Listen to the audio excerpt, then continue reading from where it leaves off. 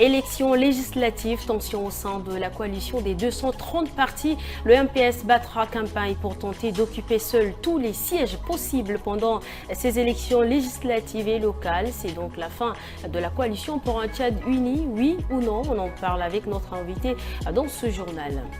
À peine un mois de cours, c'est déjà la pause pour les étudiants. Leurs enseignants sont en grève de 3 jours depuis hier. Ils revendiquent de meilleures conditions de travail.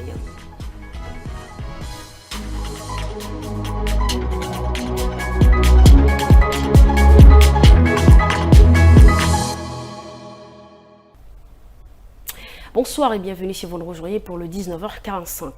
Le mouvement patriotique du salut MPS engagera ses candidats pour tous les sièges disponibles aux élections législatives, provinciales et communales prévues pour le 29 décembre prochain. Mohamed Zenbada, secrétaire du MPS, l'a dit sans langue de bois hier face à ses alliés. Le secrétaire général a convié ses membres, sinon les membres de la coalition pour un Tchad uni lors d'une rencontre d'échange ce 21 octobre, occasionnant ainsi de vives tensions dans l'épaule à Bakar Lambert, rendu par Maïlassem Emmanuel Rogardi.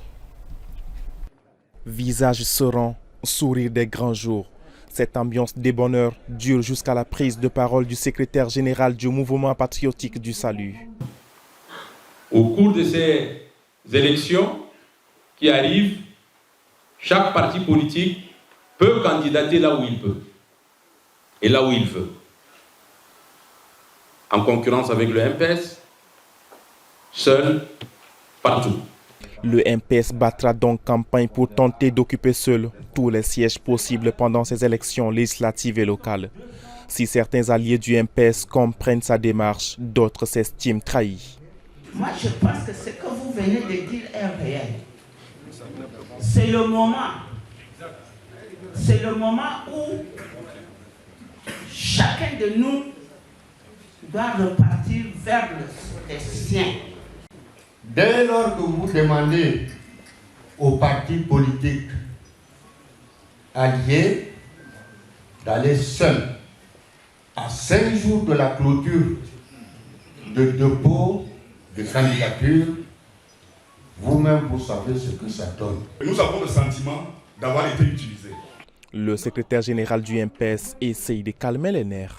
L'alliance reste valable entre nous. Mais ce serait au cours de la récolte que nous allons parler.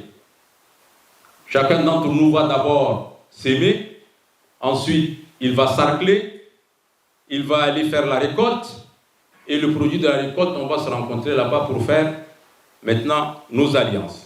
Formée par plus de 200 partis politiques et des organisations de la société civile, la coalition pour un Tchad uni a porté au pouvoir Mahamat Idriss Déby Itno. Le MPS veut faire chemin seul pour ces législatives. Y a-t-il péril en la demeure ou pas? Plusieurs questions s'opposent. François Djekombe, bonsoir. Bonsoir, Madame Gislaine. Alors, vous êtes président du parti Union Sacrée pour la République USPR. Depuis hier, après cette nouvelle, comment vous sentez-vous? La tempête est passée? Non, je crois que, je ne sais pas s'il y a vraiment la tempête. Non, je crois que c'est juste un petit tourbillon au sein donc de la coalition pour un Tchad uni. Vous savez très bien que c'est cette coalition réunie autour du MPS, 230 partis. Cette coalition donc qui a porté au pouvoir le président Mahamat Idriss Déby Itno à l'élection présidentielle du 6 mai 2024. Après cela, on a constaté une certaine léthargie, un certain laxisme peut-être, mais on a le sentiment que la coalition était dans une sorte un peu d'état nazi, c'est-à-dire un état comateux. Et c'était dû à quoi? Alors, moi je ne comprends pas. Peut-être qu'au niveau de ceux qui ont initié la coalition, en l'occurrence le MPS et tout ce monde-là autour de lui, peut-être que les gens ont estimé Vous en faites partie. Les enjeux ne sont plus les mêmes aujourd'hui. J'en fais partie. Je fais partie donc au nom de mon parti. Nous faisons partie de la coalition pour un Tchad uni, l'Union Sacrée pour la République. Je fais partie de la direction nationale de campagne du candidat Mahamat Idriss Déby Itno. Je suis le 3e chargé de communication de la direction nationale de campagne. Donc oui, j'assume ma part de de responsabilité, de participation à cette coalition-là. Aujourd'hui, avec la déclaration de M. Mamadzen Bada, comme vous l'avez dit, la tension était là au niveau donc du ministère des Affaires étrangères ce lundi 21 octobre où il a fait cette sortie-là que je peux qualifier, je m'excuse, mais de sortie un peu maladroite. Parce que ce qui compte, c'est quoi? Selon vous, vous voyez ça venir, que la coalition était dans un état comateux, tout était prévisible. Pourquoi la sortie serait-elle maladroite? Non, la sortie, elle est maladroite. Pourquoi? Parce que depuis que le président a été élu, on ne parle plus de la coalition pour un Tchad uni. Et pour ces élections législatives et locales à venir, le MPS était en train, il y avait une sorte un peu d'alliance stratégique avec certains partis de la coalition, dont le nôtre également. Ces partis donc ont été consultés et on voulait aller en coalition avec nous, mais tout en nous confinant dans un rôle un peu second, c'est-à-dire on doit jouer le second rôle comme si on était un sous-parti. Ça veut dire que, en clair, on n'a pas le droit de se présenter aux élections législatives. Donc nous on a dit non, on a aussi des candidats pour les élections législatives. Donc ce qui a occasionné la décision bien du entendu. MPS. Oui. Et donc c'est la fin de la coalition, on en vient à cette question. Le SG a annoncé cela, il a dit que c'est partant de notre refus de désister pour la coalition qu'il a trouvé que c'était plus la peine d'aller avec les autres partis, donc chacun fait cavalier seul. Moi, je pense que c'est une très bonne décision. Seulement, c'était la manière de le dire. Parce que quand on dit un parti n'est pas créé pour simplement aller comme allié, alors qu'à la présidentielle de 2024, on avait besoin de tout ce monde-là pour accompagner le président. Et maintenant, on se dit, bon, le président a gagné, il n'y a pas péril en la demeure, tout est calme maintenant, le MPS peut gagner seul les élections. Donc moi, je pense qu'il y a une certaine ingratitude qui s'est développée. Utilisé, comme vous l'avez dit. Oui, bien entendu. Moi, je pense que on s'est senti utilisé, on a été peut-être assez naïf. Parce que nous avons apporté notre bonne foi. C'est de toute bonne foi qu'on a accepté la main tendue du président de la transition, quand il était encore président de la transition, pour faire en sorte que le Tchad est en train de traverser une certaine impasse, faire en sorte qu'aujourd'hui, le pays retrouve la paix et la stabilité. Mais moi, je pense que on a été un peu naïf, mais la naïveté, ça peut être aussi la preuve de bonne foi. Donc moi je pense que nous avons rempli notre devoir, les 230 partis membres de la coalition, mais peut-être ce sont nos amis d'en face qui font preuve de mauvaise foi. Parce qu'aujourd'hui, qui vous ont manipulé? Je peux appeler la mauvaise foi et puis peut-être la manipulation. Et peut-être une certaine ruse également. C'est-à-dire, on se dit, bon, on a besoin d'eux pour un temps, la mission est terminée, pour la suite, on n'a pas besoin d'eux. Alors que, moi, je voudrais rappeler au président de la République, je saisis le plateau pour dire, 5 ans, c'est 1825 jours, ça passe très très vite. Et là, il nous reste moins de 1825 jours, donc il faudrait qu'il puisse réfléchir. Qu'il maintienne la coalition? Non, qu'il ne maintienne pas forcément la coalition, mais qu'il y ait quand même une sorte un peu de reconnaissance, de gratitude. Quand vous parlez de reconnaissance et de gratitude, à quoi faisiez-vous? Écoutez, je pense qu'aujourd'hui, il y a des gens qui ont accompagné le président de la République, qui a été élu.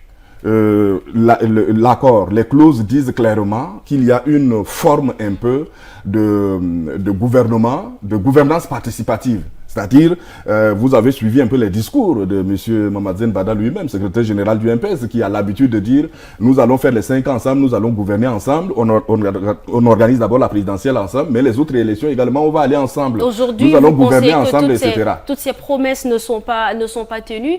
Au jour d'aujourd'hui, à l'heure actuelle, est-ce que vous irez aux élections seul, vous, en tant que parti? Non, écoutez, la réflexion, depuis hier soir, la réflexion est en train d'être menée avec un certain nombre de camarades. Nous sommes obligés de nous battre pour aller peut-être en coalition. Vous savez, ce n'est pas facile de se présenter seul. À former une nouvelle coalition? De former, si possible, ou de micro-coalitions, en fait, au sein de la grande coalition. Tout le monde n'est pas obligé, les 230 ne sont pas obligés de former un bloc de 200. Est-ce que vous êtes obligé d'y aller en coalition, forcément? Non, l'idée, c'est ce que je suis en train de vous expliquer. Je prends un exemple. Moi, je suis dans le 7e arrondissement.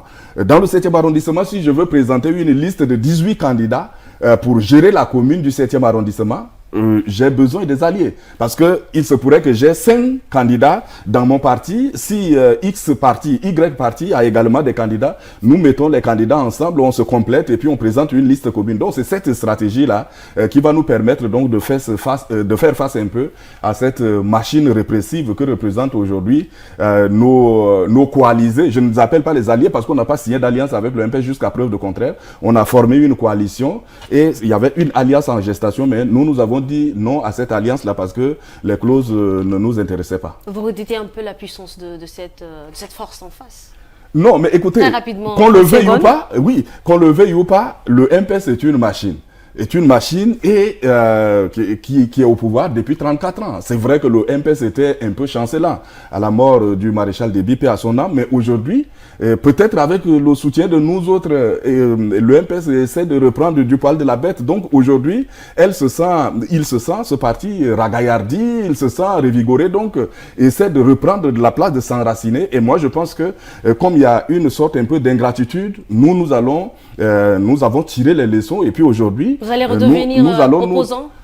Mais écoutez, opposant, je ne sais pas, mais nous allons défendre nos idées et exposer nos idées. Avant. Voilà, nous l'étions déjà. Nous avons fait un peu profil bas, si vous voulez, compte tenu de la transition, du contexte que vous connaissez très bien, pour saisir la main tendue du président Mahamat Idriss Déby Itno. Mais aujourd'hui, nous nous rendons compte que nous sommes payés en monnaie de singe. Et quand vous êtes payé en monnaie de singe, qu'est-ce que vous faites? Vous en tirez les conséquences. Vous en tirez les conséquences, M. Diakombé François, merci. Et c'est moi qui vous remercie. À l'université de N'Djamena, la rentrée académique rime avec le retour des grèves. À peine un mois, le bureau exécutif du syndicat national des enseignants et chercheurs du supérieur SINEX a entamé depuis hier, lundi, une grève d'avertissement pour une durée de 3 jours. Ceci pour revendiquer de meilleures conditions de travail ainsi que le paiement des primes et indemnités. Guémé Moussa et Rassom Rojimleila. Ce matin encore, les amphithéâtres de l'université d'Ardeb Djoumal sont vides. Une situation due à la grève lancée par le syndicat national des enseignants et chercheurs du supérieur. Et cette grève n'est pas du goût des étudiants. Ça me touche profondément. Surtout nous, ceux qui ont l'amour de faire l'école, là, vraiment, ça nous dérange en fait. On n'a pas encore commencé avec les cours et on a déjà commencé avec les grèves, donc ça nous touche vraiment. Nous demandons à l'État seulement de nous venir en aide. On s'est réveillé subitement, on est arrivé, on nous a fait savoir qu'il y a une grève de 3 jours et les cours viennent à peine de commencer. On ne sait pas si à l'avenir ça va continuer ainsi ou bien les désordres vont toujours s'installer, on ne sait pas. Il s'agit d'une grève d'avertissement de 3 jours pour faire entendre leurs revendications, selon le SINEX. Nous sommes mal gérés parce que là, les primes de recherche, les primes de publication autres là ne sont pas payées. Et c'est pourquoi le bureau exécutif national a lancé la grève d'avertissement de 72 heures qui prendra fin le mercredi. Et nous allons évaluer pour voir est-ce qu'il faut reconduire la grève. Pour cette organisation syndicale, une grève illimitée suivra, celle-ci si leurs revendications ne sont pas prises en compte. Les enseignants réclament le paiement des primes et des meilleures conditions de vie. Ouverture des travaux de la grande commission mixte Tchad-RCA, collaboration renforcée entre l'ONU et l'UA, unis pour le pacte pour l'avenir, séance de travail entre l'ONAMA et la HAMA pour optimiser, j'y arrive, la couverture des élections. Rassom Rojimleila dans le développement, dans l'actualité en bref.